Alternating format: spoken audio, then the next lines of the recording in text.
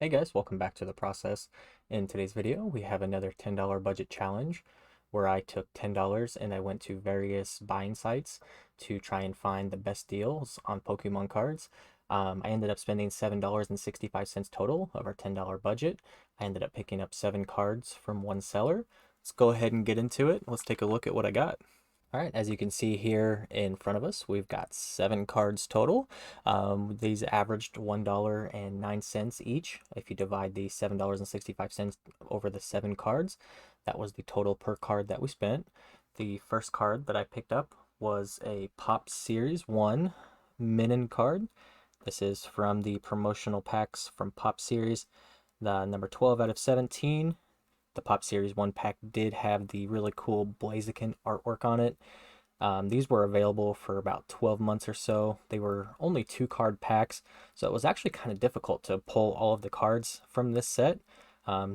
These were released to encourage competitive play. After the competitive play packs were all given out, they started showing up in collection boxes and other items like that in regular stores. They were pretty available for well over a year. These are actually the most common of the Pop Series packs. Is Pop Series 1. This Minin card I picked up for $1.09. Average cost right now for these is just about $2. So for its raw state, we can make about a 30 or 40% profit if we were to sell this as a single, which is it's a decent profit margin. Not a crazy amount, but I see these actually gaining in the future. I'm gonna hold on to these for a while because I still feel like the $2 price range for these Pop Series 1 cards is still pretty low. So I'm gonna hold on to these for a while and see what happens. The next card that we picked up was actually the matching card to the Minin. We got the Plusel. This is also from Pop Series 1. The Pop Series 1 were, like I said, they were the 2 card packs. This was one of the common cards out of it, number 13 out of 17. Just a really cool card in my opinion. I really enjoy the artwork. These did release in 2004. These were actually kind of a random release. After Pop Series 1, they actually started releasing these during the World Championship events, which actually made them release about every 6 months or so. Sometimes they were delayed a little bit, but normally it was just about every 6 months, and these were available for 1 year. The chase cards from the Pop Series 1 were the Armaldo and the Tyranitar EX. Big problem with the Pop Series packs is that they were only 2 cards, and around this time is when I personally started to really notice that people really thought about weighing packs. So if you buy, Pop Series packs loose, I really recommend keeping them sealed if you don't get them from a reputable seller. Even if you get them from a reputable seller, it's hard to say where they've come from and if they've been tampered with or not. This card is also selling for about $2 right now, so for our $1.09 pickup, we could expect around a 30 or 40% profit off of that card as well. The next card that was in this lot was a Pop Series 2 Pikachu card. As you can see down there, it's got the Pop Series 2 logo. This one's from 2005. These were available for about 8 months. Pop Series 3 was delayed just a little bit, so they had these, being printed for around 8 months or so. A little bit more rare than the Pop Series 1. This Pikachu card is currently selling in its raw state, near mint state, for approximately $14 or so. And for the $1.09 price point, that's a fantastic pickup. This card, I would consider it near mint, but just barely. It's got the little nicks in the corner there, and that's just really the only type of damage that's on this card. The center and everything like that's pretty good.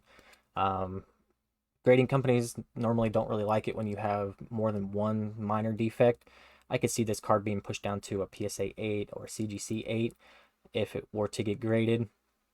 If it came back a PSA 9, looks like a population of 18 of those, and they're selling for around $100.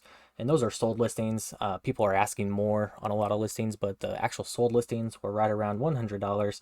PSA 10 copies were going for about $200. I could see this coming back in an 8, and I could probably try and resell it for around $50 to $60 with the $20 grading fee. That's still a decent and healthy profit margin, and this is just a cool card in my opinion. All Pikachu cards do well over time. The Pop Series 2 pack art was Venusaur. So we had the Fire type in Pop Series 1, we had the Grass type in Pop Series 2. It was also a 2 card pack. So it was honestly, it was hard to pull all of the cards from these sets. It really was. Especially getting legitimate packs. They did release this in many languages. They released it in French, German, Italian, and Portuguese, along with the English release. The main chase card out of this was the Celebi Ex. Big difference between Pop Series 1 and Pop Series 2 is that they actually released the Celebi Ex in multiple like collection boxes and things like that. And it was really easy to obtain, so the price on it really isn't that high. The next card we picked up was a Love Disc. This was also from Pop Series 2. You can notice the theme here. This was a whole little Pop Series set that we picked up. This is number 14 out of 17. This card is, it's just really cool in my opinion. The centering on it's pretty terrible. It's not the most fantastic card, obviously. $1.09 is the average cost of all these cards. This one is reselling right now for between $2 and $3, so we can expect our normal 30 to 40% profit range on the single card after fees and everything like that. If we offer free shipping, obviously the profit margin would be even less, but I've been using the eBay standard, shipping for trading cards under $20 recently, and that's been pretty good. Haven't had any troubles with that lately. This is a really cool card, just another Pop Series 2 card. The fifth card we picked up, let me get that on the stand there. When these are not inside of a top loader or a semi-rigid, they're kind of hard to to put back on those stands. The next card we picked up was a Pop Series 2 Bulbasaur, number 12 out of 17. This card is actually a little bit more valuable than the rest of these regular Pop Series cards. Most of them are selling for between $2 and $3. Pikachu selling for about $14. This Bulbasaur card is actually selling for between $7 and $9 in near mint state. I would consider this card in near mint condition. I don't see anything wrong with it to the naked eye. I'm sure there's something wrong with it. We just can't see it. Honestly, that's just how it works. Honestly, I really like this card. I probably would not grade this one. I would just keep this one for my personal binder collection. The one that I have currently is not in very good shape at all. But if we were to get this card graded, a PSA 9 is currently selling for about $70. There's a PSA population of 8 on these, which is pretty low. It's also not a very popular graded card, so that could be a reason why the graded population is so low. There's a population of 9 in a PSA 10, and there's no recent sales of a PSA 10 of this. Looks like most people just grade this to put in their personal collection. If I had to guess, we could probably get north of $100 if it came back in a PSA 10. I would guess this would get around an 8 or a 9 if we were lucky. If we sent it into CGC, probably an 8.5 to a 9. CGC does grade a little bit tougher, in my opinion. With PSA getting some, new technology to help their grading process, that could, make their grades a little bit tougher to get as well. Really, really cool card. A lot bigger profit margin. We have a $5 to $6 profit margin on this one card versus the $1 to $1.50 on these three back here. Still fantastic pickup in my opinion. The next card that we picked up was this really cool Fanpy card. This is also a Pop Series 2 card, number 15 out of 17. I really like bringing kind of a little bit of a spotlight to these just, not as popular, not as well-known cards. Because if this were to release in a set today, people would be, they'd go crazy over this artwork because it's really good. I really enjoy all the Pop Series artwork. I enjoy the Pop Series pack arts. This card is in a little bit more rough shape than the other ones. It does have that white nick right there in the corner and also right there along the edge. This is definitely a binder copy at best. Resale value on these is between $2 and $3 with the average cost of $1.09. Still a really good pickup. Don't always have to hit a home run. If you get, you hit a lot of singles, baseball analogy there, they eventually start to add up. And if you're having fun doing it, that's just another bonus. The last card in our 7-card lot that we picked up was this Pop Series 2 Cacnea. So we had 2 Pop Series 1 cards. We had 5 Pop Series 2 cards in this lot we picked up. This card is actually selling for a little bit more than the rest of the Pop Series cards, the commons anyway. This one's selling for about $4 to $5, which is almost twice as much as the other ones. I honestly don't know why. Maybe it was a little bit more difficult to pull. Maybe it's just harder to find. Maybe people just threw this one in the trash because it's not it's a very, very unpopular Pokemon. I'm not really sure.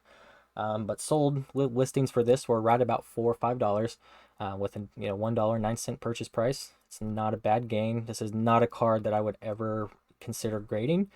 it's just a cool binder copy. I'm going to put this one in my personal binder along with a couple more of these. I am definitely going to grade the Bulbasaur card. I'm still on the fence about the Pikachu because it does have those two minor defects. I'm afraid that the grade could get pushed down quite a bit on that one. Overall raw value on these cards, if I were to try and resell them as singles, I would expect around $35 or so.